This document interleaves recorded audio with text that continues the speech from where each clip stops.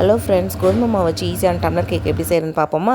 3/4 cup ஜீனியை நல்லா 4 ஏலக்காவோடு போட்டு மிக்சியில் பொடி பண்ணி வச்சுக்கணும்.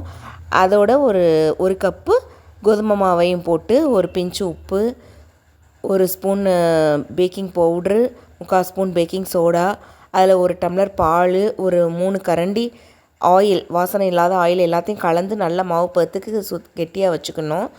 அதுக்கப்புறமா நம்ம ஒரு பாத்திரத்தை வந்து ப்ரீஹீட் பண்ணி வச்சுக்கணும். ஒரு ஸ்டாண்டு வச்சு ப்ரீஹீட் பண்ணிவிட்டு ஒரு டம்ளர்ஸில் நல்லா எண்ணெய் தடவி கொஞ்சம் மாவும் தடவி வச்சுட்டு 1/2 டம்ளர் வர்ற மணிக்கு இந்த மாவை நம்ம கிண்டி வச்சுருக்க மாவை இதில் ஊற்றிடணும்.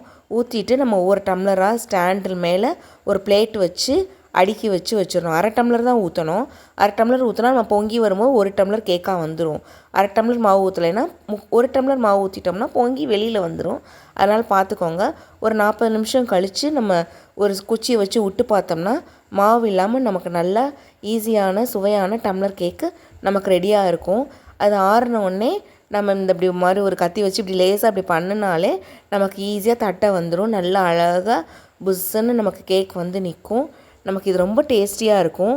நமக்கு முட்டை போடாமல் மைதா யூஸ் பண்ணாமல் நமக்கு ஈஸியாக கோதுமை மாவு வச்சு செய்கிறோமா, பிள்ளைங்களுக்கு ரொம்ப ஹெல்த்தியான ஸ்நாக்ஸ். Thank you friends.